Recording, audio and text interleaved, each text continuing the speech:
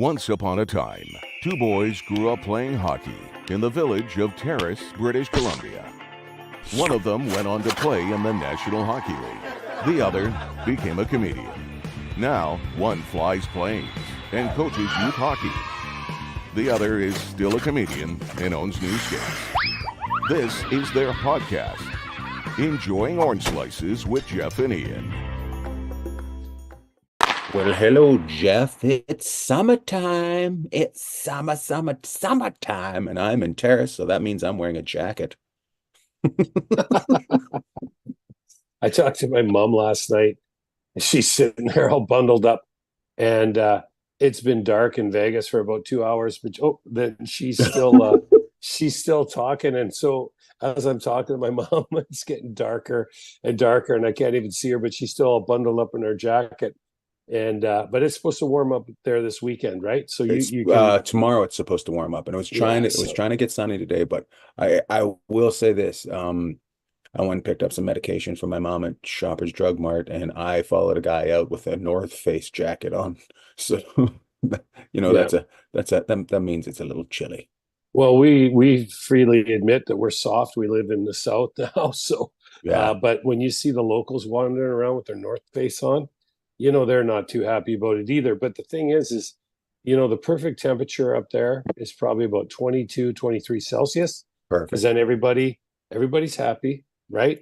But as soon as it goes a little bit more, then that's not good either. So hopefully they have a couple days of 22, 23, which is in the low 70s for those that are still Fahrenheit. I'm trying to fix I'm trying to fix my studio here. Yeah, I don't know what's going on today. Yeah, you just keep sliding right off. I feel like there we go. I think I got it. So speaking of sliding right off, I took WestJet up here while they were on strike. I don't know if I was a strike. What do they call them? A scab? I was a scab or a strike breaker or what I was. But I didn't even know they're on strike.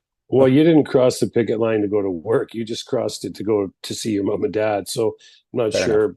Yeah, what you'd be called, but I would say you're called a consumer because you're a consumer because you obviously bought WestJet because it was the cheapest ticket. It was the perfect time. It was the perfect time for me to get here at 6 p.m., not 6 a.m. and not 12 a.m. So that's why I took it. I like the fact the mechanics were on strike. And our plane seems to be the only one that's going, and then we're late because they needed a mechanic to fix something. And I'm like, well, who's fixing it? I know. Like the crazy part about the airlines is that people get all balled up and all fired up about them, when they're bailing them out or they're doing whatever. But when you live in North America, it's not like you just like Europe where you're just going to, jump on the train, right? Or, the infrastructure in North America, a huge part of it is the airlines. And so when one goes when someone has a hiccup like WestJet did last week, it affects, I don't know how many hundreds of thousands of people it affected, but there's not a lot of other options, right? You just don't, I was in today and I was flying with some folks that were stuck in Vegas and horrible. And they live in Vancouver and they were getting back up. But I don't know, but it's all good now. You got there somehow. I got here, so it's all good. No, Divine intervention. Air Canada, the rest of the flights, because I'm coming back up on the 11th. No, I'm leaving on the 11th and I'm coming back on the 16th or something like that. Oh, it's a double July shot for me. Yeah. Yeah, you'd be all local by the end of it. I can't believe you're not wearing a jacket right now, actually. It's actually pretty sunny. The sun's coming through my parents' back window and going to burn a hole in my face at some point. Hey, and you know what the crazy part about it is too, is for the people who live up north, they're like, yeah, we already know this. Thanks, Jeff. But when you go up north, it doesn't get dark as early as it does. And so it's you're confusing. Talking to your mom at 10:30 at night. You're like, hey, what's going on? Of course, you're a night owl anyways. But when I go up there, I'd be sitting there talking to my mom at 11 o'clock at night. I'm like, holy cow, it's 3 hours past my bedtime. Got to go. Got to get to sleep. Got to get up in the morning. And the sun's up at 4 a.m. So that's always fun. Yeah. Talking about the sun being up, how many teams in the NHL is the sun shining on after the last week, other than the Florida Panthers, who had an epic Stanley Cup Parade and just some of the best lines I've ever heard. Like we got to tip our hat to them one more time. And then basically a bunch of their team signed somewhere else the next day after the parade in free agency. It's funny that how many of them left, huh? I was, and the best part of the parade was when Ekblad put the pylon on his head. Oh, yeah, yeah. You know what? Talk about a mic drop or getting the last laugh. Yeah, that's really good. You got to tip your hat, right? You got to tip your hat because Koepka is kind of known as he's pretty greasy and he's pretty dry with his humor, and right. He doesn't get pushed around. And so for Ekblad to come out for his with the cone on his head, for people that don't know, last year in the playoffs, somehow last year, 2 weeks ago. Yeah, well, yeah, exactly. But last year when they got beat by Vegas, the Koepka was up in his suite. Somehow he had a traffic cone, and he was telling Ekblad he was a traffic cone, and then so he got worked, of course, because Koepka is such a big deal, and so now Koepka wins the Stanley Cup, and he shows up on the stage. You knew from the moment that happened, that guy had to carry that grudge for a year, and then he just boom. So okay, tip your hat to Ekblad. That's pretty funny. It was really funny, and for all us pylons that are out there, it was awesome. Yeah, exactly. Because everyone that's ever played hockey has been a pylon. Everybody, everybody. Yeah. There's not one person. It's weird that the Flyers pick the color of a pylon as their jerseys. I love their colors, though. I think I love Philly's unis. You know why? You know why you like them? CPR's old colors. That's why you like That's right. CPR, we're getting it back to the airlines again, back to travel. But yeah, so good for Florida. They lost a lot of guys. Vegas lost a lot of guys. And I watched Kelly McCribben's press conference yesterday, because we got to bring it back to Vegas, right? But right. I watched it. Yeah, we always do. And it was really interesting. They lost like 5, 6, 7 guys yesterday to unrestricted free agency. And he just said, hey, that's the way it is. We weren't going to spend the money and chase this year. And he said the cap went up. He says, I anticipated a couple months ago, and they tried to get deals with their guys. And, good for their guys. Like Marshawn went on, signed a 5-year deal in Nashville for 5.5. Chandler Stevenson signed a great deal in Seattle. Michael Amadio, Carrier. These guys all had term. Like the shortest contract was Amadio with, I guess, Mantha. But Amadio, for any of the guys that have been there any amount of time, 3 years. So I think you and I were talking yesterday. We were like, the amount of money and the length of the contracts are insane. And you had a great line. You're like, well, maybe they're not going to worry about it. No, they'll buy them out later. And if someone, if the team doesn't do well, it won't be that general manager's problem anymore, anyways. Because I think that's the way a lot of these guys got to look at it. You have your chance while you're there. You have to build for when you're there, because if you don't, you're going to be fired. 100%. And the league's a lot more exciting. And I've said this before, and I'm not going to stand by it because it's probably wrong anyway. So we don't talk. That's how we do it. That's how this show goes. Yeah, we just throw stuff out there and see if it sticks. But since Vegas has come into the league, the way that people do business has changed. Like, look at Vancouver. They were going for it last year. Yesterday they weren't sitting on the sidelines. They're in. Vancouver hasn't been a part of this for a long time. Nashville. Nashville got in last year. They made a great run, and then all of a sudden they go out and snag Shea, Stamkos, Marchessault, and who else did they sign? They got a couple other guys. Wedgwood. They got Wedgwood. Who was their backup goalie last year? It was Lankinen, and I'm not sure where he went. Did he go somewhere? I didn't see. Yeah, he went somewhere. He did go someplace. Okay. Yeah. So, we could talk about that too. We were going to talk about the backup goalie market because we're so versed in it. But a lot of those guys just move around. Like, Brossois, Flats. We'll bring Flats in because We'll get Flats a shout out right now. Hey, good job, Flats. Vezina Seeing, for seeing how Hellebuck he got again this called year. out on, yeah, got called out on ESPN, got called out on the NHL Network. Big thanks to Wade Flaherty. Yeah. And now, Flats, pick up your phone and return some calls. You're not Yeah, that don't be a big of a douche. deal. Yeah, you're not that big of a deal. Guy spends his bonus money on a bathroom redo, and he thinks he's better than us. I know he's going to tell us he was out fishing or something. But Yeah. yeah, so you look at Brossoit was the guy who got the most money out of all the guys coming on the market, but Samsonov went to Vegas.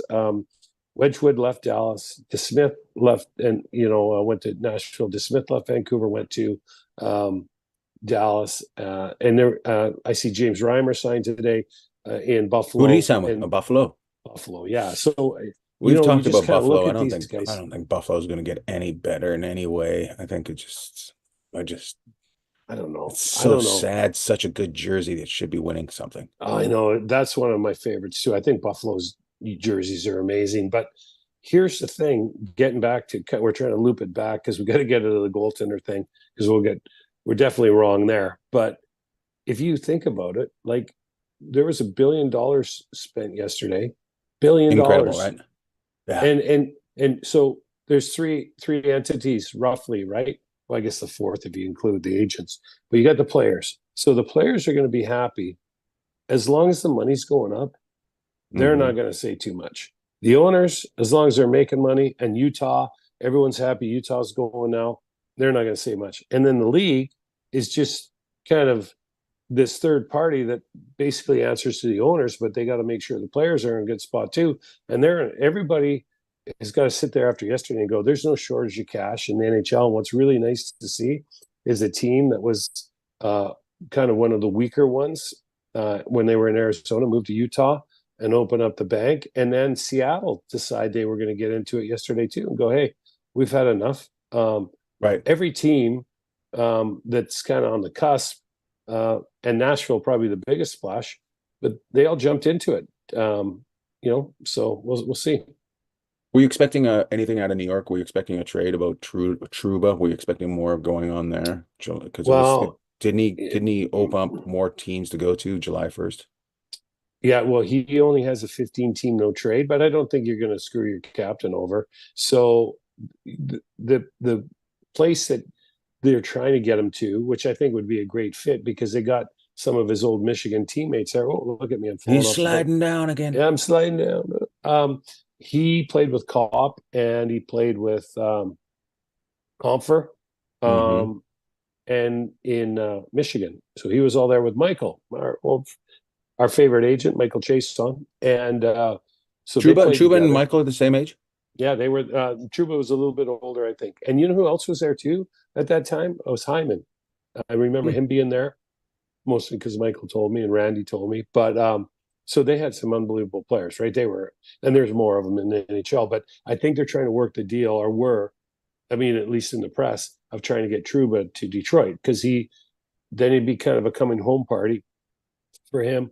Plus, he would give them that kind of toughness that people are staying that they want. But Stevie Yzerman, Stevie's a shark, man. Like Stevie's as smart as they come, and he's not just going to do a deal because somebody thinks it's a good idea. Stevie is very meticulous. He was that way as a player, an extremely hard worker, and he's that way as a GM. And I would have to say, like, going back to Stevie as a player, I don't know if I ever saw a player work harder than Steve Yzerman. So you can only imagine what he's like as a general manager. So, he's gonna not every stone, man. He's gonna turn it over and see if it works for Detroit. But I would like, if you're gonna move Trouba to Detroit, I'd like to see him there. I'd like to see him play with Sherratt. That would be kind of fun. There would kind of be, those two would kind of be like Sherratt and Weber were when Montreal made that run a couple of years ago. Just a couple big mean defensemen back there, and kind of really took on the personality of that team, or the big team took on their personality. So what do you think of they also picked up a goaltender. Do you think he'll end up being back up there? Do you think we're going to see our boy? Do you think we're going to see him? Do you think we're going to see Jack Campbell? You know what? You were stringing me along. I'm like, okay, what are you talking about? You're But like, who? yeah, okay. So Jack Campbell, Jack. We got to start talking about him again because when we talked about him, he was on He does fire. well when we And talk then about him. yeah, he does. And so sorry, Jack, we're getting you back. We're gonna Do fire it you, up for you again. he seemed to be playing not bad. So do you think he got just caught up in that whole thing with Edmonton? It's hard to say. Like, when stuff starts going sideways or backwards, I don't even know. Like, if it's just not going your way in pro sports, which at some point for every player that happens. Sometimes it's really, and in life that happens, right? It's not just pro Mhm. sports. And sometimes it's really hard to reel it back in. And I think Jack coming out of Toronto, where he, was a big deal, went to Edmonton and it just never really got going the way I think, where he could get comfortable and really just get, play the way he's capable of playing. Because I mean, Right. I remember obviously they'd quick in LA, but when Vegas first came in the league and he was in LA, he'd come in and he'd play all the games in Vegas, and they'd say it's the toughest place in the league to play. He was unbelievable. He'd So smack Vegas around. yeah, it's definitely there. And so hopefully, you know what, goes to the Motor City, right? Gets, puts the wing on there. And He's also a Michigan boy. yeah, I think there's a lot of pluses there for him. Your surroundings, as people know, whether they're at home or wherever it is, your surroundings are really important. And I think they feed into, for the majority of us, how well we I would say play, but I mean how well we adapt and how long we get along. How And we so succeed. yeah, and I Yeah. think he's in a good spot. He wasn't left off a roster for very long. That was the big thing. So somebody thinks he can play, right? Because Well, if and if they don't care, he just sits there until July 4th, and then somebody picks him right. up then. You think he's getting a league minimum to go play in Detroit? Okay, so Hmm. they would have kicked the tires on him, and I'm pretty sure he probably could have got a little bit more money somewhere else. Really? But he picked Detroit. I'm not talking about like huge, like if But you like a look at what. million. Yeah, I think, and that's a lot of money. That's 20. I did Yeah, I did notice Troy Stetcher signed in Edmonton for $787,000. It's like, oh, an extra 17,000. yeah, exactly. So that he Stetcher, he's been around a long time. I know Mom likes Stetcher and Hutton. Still mad that the Canucks let both those guys go, but especially Hutton. But she's like, it's okay. He's in Vegas now. But Stetcher is great. When he first came up, they couldn't say his name right, and they used to call him all kinds of different names. And Stretcher. Corey Stretcher was one of the things they called him. So when we watch him, we all say, hey, let's say, hey, there's Corey Stretcher. And then my other one is uh, Jason Dickinson. We always Hmm. like Bruce Dickinson from That's funny. Saturday Night Live clip. Hey, there's Bruce Dickinson. Bruce Dickinson Oh my from God. one of the cowbell skit, one of the best skits of all time. So, but He Jason is in Chicago, and Corey Troy Stetcher is back he's in Canada. He's up in Edmonton. when he played for Los Angeles, that run where they beat where they took down, yeah, that we went and seen that game, right? He was on that team. Yeah, you know what? Yeah. He's been around. He's going to give you everything he can, and he'll be a nice addition because one of the things about him is he brings energy, and so every team can use that, and they won't need to rely on him heavily.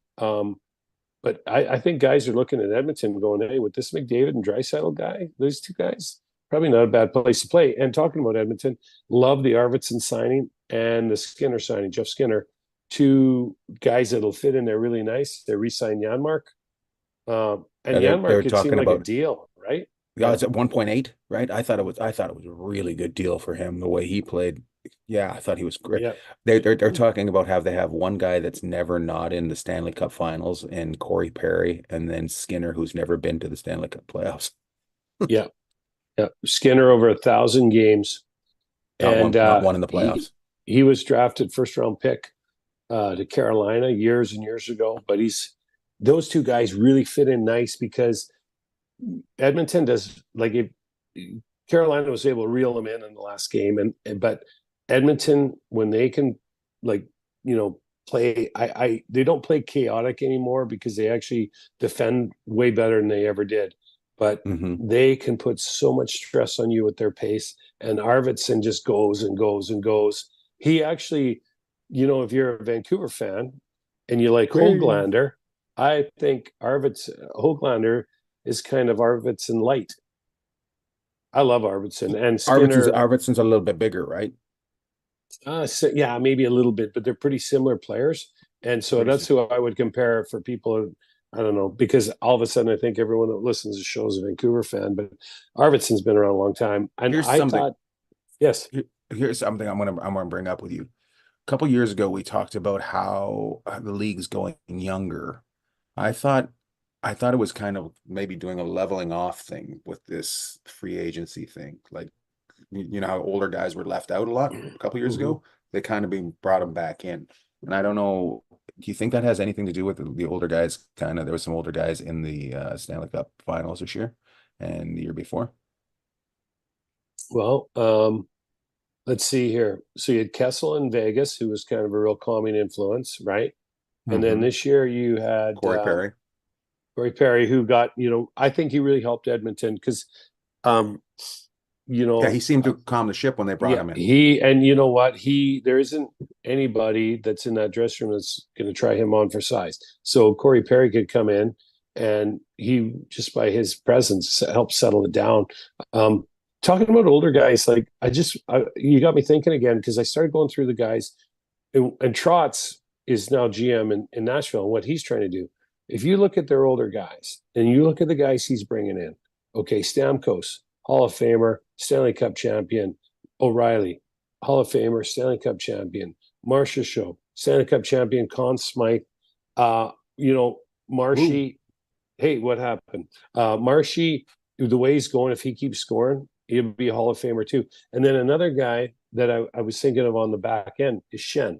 There isn't a team in the NHL that wouldn't take Luke Schenn, right? There isn't a team in the NHL that wouldn't take Ryan O'Reilly. So now you bring Stamkos and Marshy in with these guys. And I'm sure I'm forgetting someone that's a veteran on that team. Well, then you got the dynamics of number, what's it? Forsland. No, what's Forsling? Who's the, no, who's number 9? The Swede, real Forsberg. Dynamic player. Is it Forsberg? Yeah. So Forsberg. So you got him, but not the Forsberg we're thinking about. No, but I think you're right. I think these older guys come in, they know how to go about their business. They know what it's like, because the league got so young. Then you had these 23, 24-year-old guys running the ship, and so Nashville has taken all that out of their hands, and Edmonton did it at the same time Nashville is in the retirement community. It was, that team was a retirement community for a while there.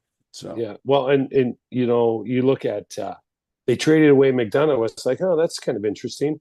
But obviously, Tampa Bay was getting themselves set up to move out a couple other guys so they could, they get McDonough and they knew what they were doing. Yeah, I'm disappointed to see Stamkos move on, but who wouldn't want to play in Nashville? Come on, hey, that's a year ago we were there ripping it up. Nashville. We had such a fun time there. It's such a fun town. It's one of those places where guys retire and end up living, so yeah. We went so hard we had to skip this year's draft. We said, no way. Good luck, boys. Good luck, boys. Call your numbers on your own. We won't be there this year. Hey, talking about the draft, this year hit it out of the park in Vegas, and now they're going to go to a remote draft like the NBA does, I think. But maybe they'll bring it back because they said something about, so the teams wouldn't be there, but the players would. Like, did they come out and shake Bettman's hand or Daly's hand, and they give them that's what they do in the NBA. Adams the Silver, but what? I think it's Adam Silver. Why wouldn't you send one person from your team? Like, why wouldn't you? What? Like, just why? I don't know. I think I think it's a stupid idea for a team that's trying to make money and build a bigger influence in the sporting world not to have another event for their fans. Like, look at football. Like, football's draft is insane. Yeah, Like, yeah, yeah. you got to be Well, and they did somewhere it in Vegas between. too, and they Mhm. did it. They did it actually basically across the street from the Sphere in Vegas. They They did did it it at the behind Caesar the Palace Venetian. thing. They Yeah, did the Caesar's Palace, right? but I don't know how many. Like the Sphere had what 17, 18,000. So, but for the NBA, or sorry, the NFL, they probably had, I don't know, 50, 60,000 people out there. There's 100,000 people come in for the draft, right? So, Right. yeah, I agree with you. I think the NHL, um, You could make it so it's in the same place every year. Like that might be an idea. Like all these, so you're set up because the big complaint was the front of teams was they didn't have their offices because free agency was coming up right after the draft and everything was so close together. They wanted to be in their offices.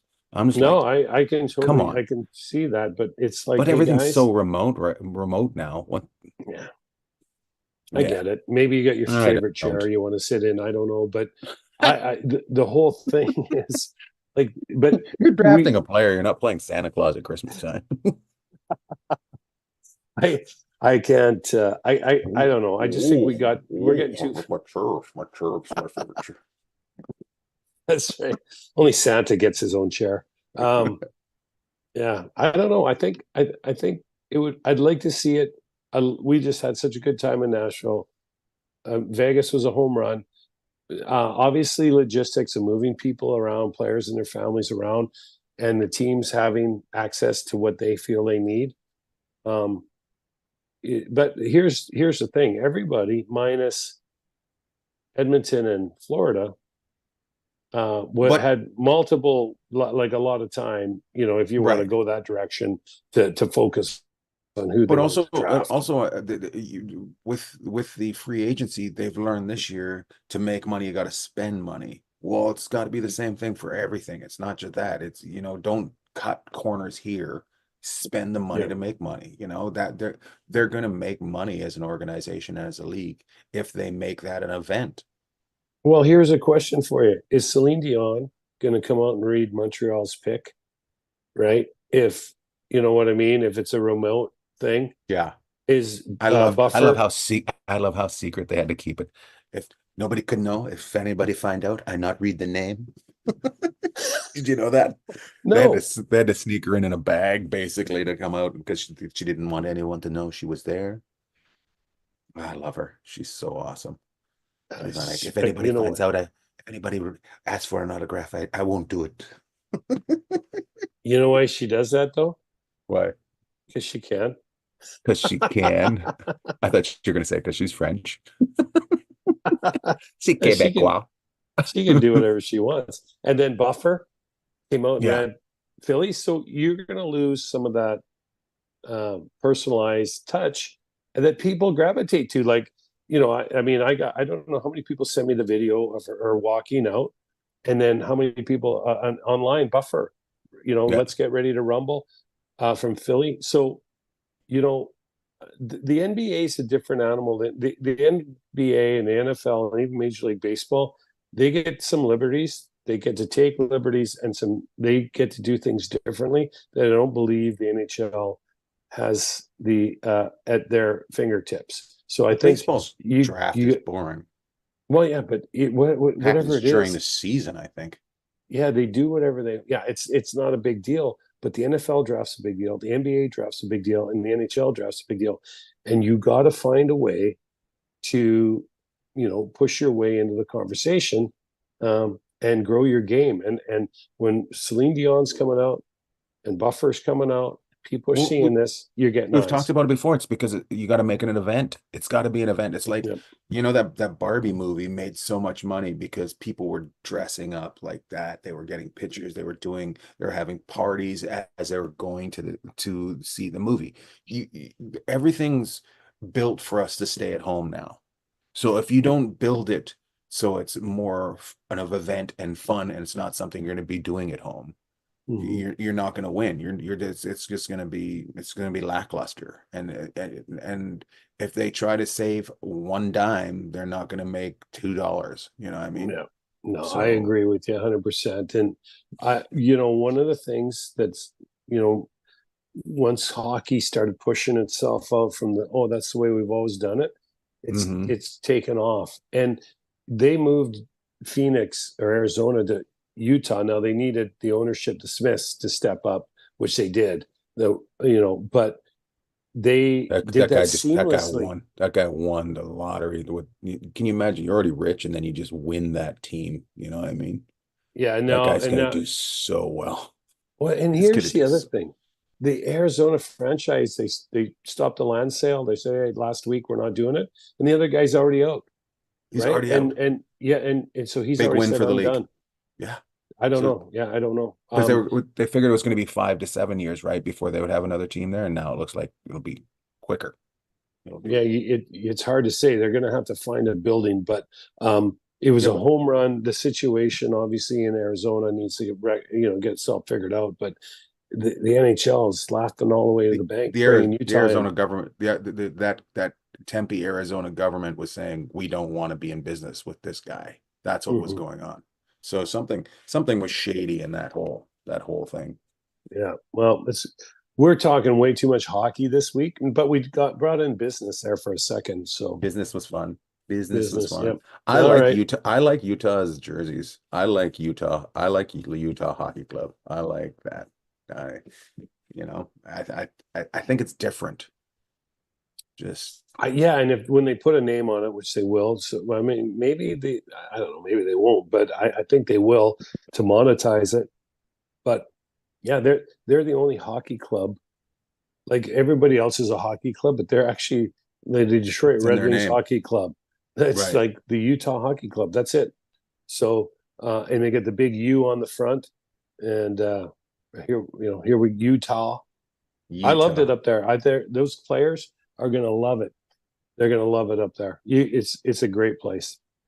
How high up is it there? It's high up there, 4,400 feet, I believe, is the elevation.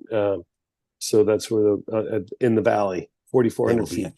They'll be in shape. They'll be in shape quicker than they thought they were going to be. Oh, it's going to be similar to Denver. People are going to go in there. They're going to be sucking wind, no question. Yeah. Who is a football player from Seattle that owns a little bit of the Seattle team? The running back. Marshawn Lynch? Yeah, he was at the draft too, right? Did you see any video? Did you see any? He was talking with Tage Thompson. Tage Aginla and somebody else. Yeah, and he was they were showing him how to fight. He goes, "Oh, you kids is tough." Pulling him around. It was pretty great. Yeah, that guy, he's everywhere now. But yeah, and talking now. Remember when he wouldn't see nothing. You know what? The greatest play I ever saw in NFL that I've witnessed, or one of them, was in a wild card game in Seattle against New Orleans, and he basically carried the whole defense into the end zone. He ran. It was the most amazing play, Marshawn Lynch. And then when they had a chance to win their second Super Bowl, they decided to pass. Passed it. Yeah. I mean, Marshawn, greatest play, probably individual play. He had some guys help him block, but greatest individual play I've ever seen in the NFL in football. and then when they had a chance to win their second one, they're like, "No, we're gonna turn it loose." Run and gun. Sit it down. Turn that F-16 off. We're gonna send a -8. Exactly. What do you got going on this week? Well, just like everybody else over the 4th of July. Work. Oh, I forgot. Are you working? Where are you flying? I got to work.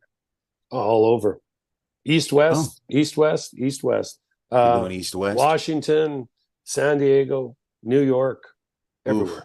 So I look forward to seeing everybody out there. Yeah. Where will be the biggest fireworks? Where will be the biggest fireworks?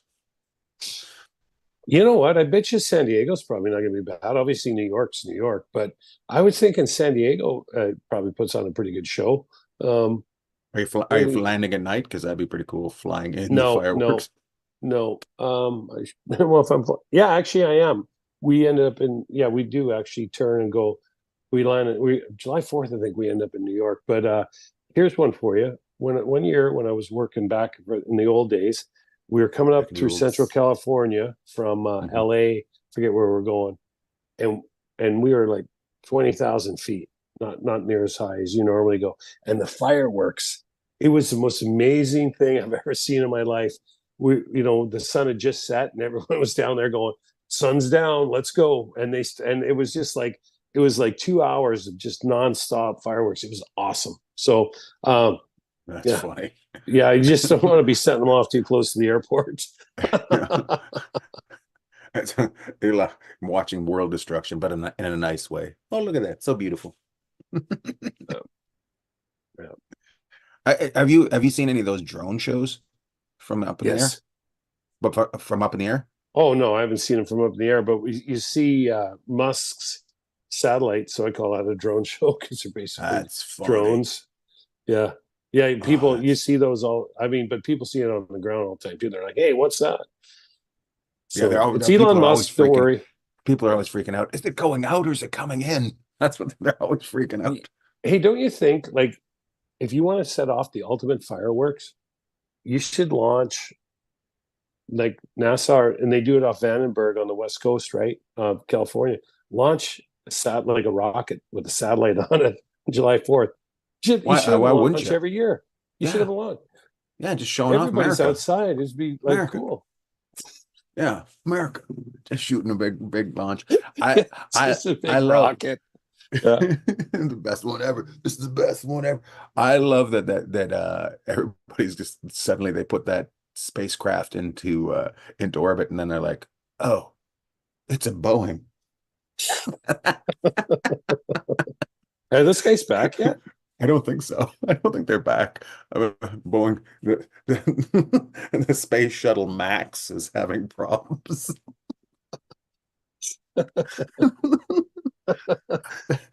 I was laughing so hard when I was like, oh, it's a Boeing. those guys up at the space station, the ones that are already up there, are like, can we get a ride home? We're actually going to stay a little bit longer than we thought. No, yeah, sorry, we forgot to bring a spare. Now we're waiting for a spare to be brought up. Oh God. Oh, that's awesome. Well, have a good July 4th. You too. And we missed it. We're in between. So first of all, happy July 2-3 is the best days. Yeah, sorry. We should shout out Happy Canada Day to everyone yesterday. Hopefully you had a great day. Happy July 4th to everybody else. Complaint. Hey, ask me what they do in Terrace for Canada Day. Well, for people who don't know, the big fireworks is Riverboat Days in August. So in Terrace for July 1st, we're only allowed to do it one time. Yeah, they have a pancake breakfast from 8 to 9. Mom was telling me that yesterday. It was the firefighters, right? And I was like, yeah, I wish I was there because I love pancakes. I love pancake breakfast. I wanted to go. It was done by 9:30 or something like that. I woke up at 9. I was like, what? Oh well, I guess the day's over. I've missed a celebration of pancakes for Canada. Well, I guarantee you they'll have a pancake breakfast for Riverboat Day. So who knows? Maybe we'll be there together. I would like to go to Riverboat Days. When was the last time you went? Well, probably 10 years ago. Good fireworks. Did they put you on a float? Did they float you through town? Oh no! I went.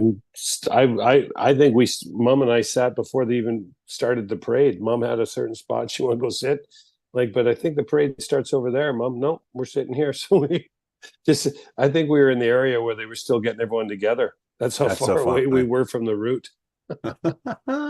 So yeah, it's all good. I love it. It's all good. So all right. Any shout outs? Oh, shouted out Canada and the US. Okay, that's good. We got that.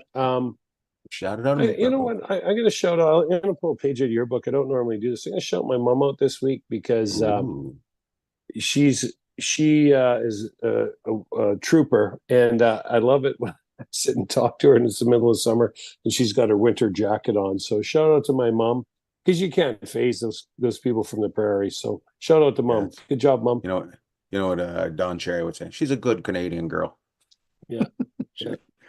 My shout out is for Johnny Jones, who redid my parents' driveway and redid all the brickwork in the back. It looks amazing. They're loving it. My dad's just like, can you drive the car a little bit slower over there on that side of the road because I've got to keep the gravel here, and he's just loving it. Yeah, it's really cool. So thank you. Yeah, this place is fancy now. Oh my God. Shout out to my parents for making the place great after I moved out. Mm-hmm. Yeah, we're Loved keeping all. it up north tonight. Yeah. Love tall. Loved all. Love tall. Love tall.